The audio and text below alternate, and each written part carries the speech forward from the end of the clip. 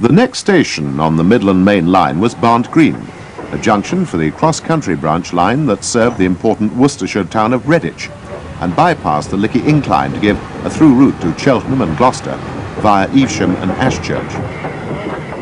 Coming off the main line at Barnt Green is a train from Birmingham New Street, headed by one of the famous Fowler compounds.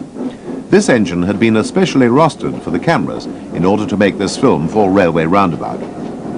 This shows how the railways cooperated with Pat Whitehouse and John Adams.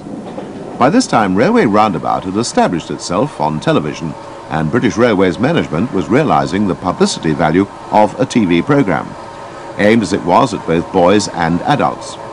The live commentary given by Pat and John was tailored to have an educational benefit, and scenes were shot to illustrate various points, such as these of watering and handing over the token at Redditch. The railway was single line beyond the town, and only the driver in possession of the token was allowed to run his train over the stretch to which the token referred. This was and remains the standard practice for working single-line railways, although today the tokens are electronic signals rather than physical pieces of metal. The tokens were exchanged manually, either when the train was stopped in a station or, if not travelling too quickly, on the move. The token was put in a pouch attached to a large hoop, which then could be slipped over the engineman's arm.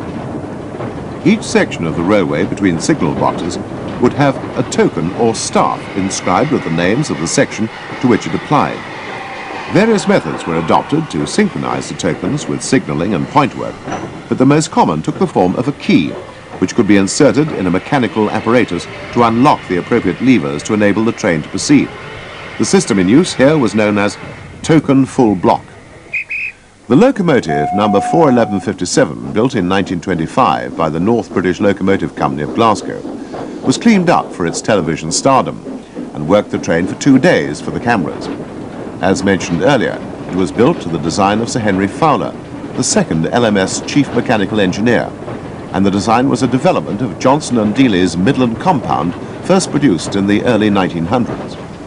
The onboard camera was in use on one run and captured the arrival at Broome Junction, a small country junction station where the former Stratford-upon-Avon and Midland Junction Railway came in from the east. This line had a colourful history, but the section from Stratford to Broome Junction was to close in 1960. It had lost its passenger services in 1947.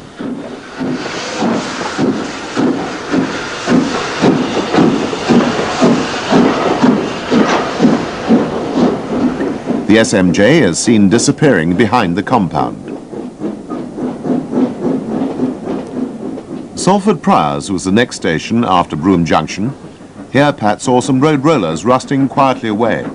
Today they would attract as much attention as a locomotive.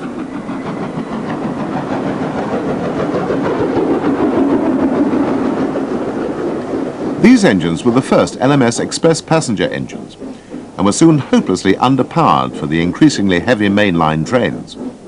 They did much good work in Scotland and on former Midland lines, but were soon relegated to secondary work as the LMS caught up with modern Pacific and 460 designs for the principal duties. This cross-country line was usually worked by Fowler's large 264 tank engines, which had the same boiler as the compounds.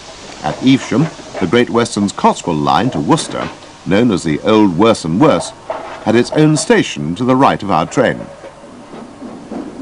The line had been transferred to the Western region upon nationalisation, and beyond Evesham was double track. A junction had been put in at Evesham to allow the route to be used as a diversionary line for Cheltenham to Honeybourne trains. The line was known as the Loop and rejoined the Midland Main Line at Ashchurch. It was used as an alternative route for freight trains avoiding the Lickey Incline, but was never engineered to express standards, becoming redundant in the 1960s as it duplicated both the Midland Main Line and the Great Western one via Honeybourne, the latter also being axed by Dr. Beeching. It closed to passengers in 1963, with freight finishing in the following year.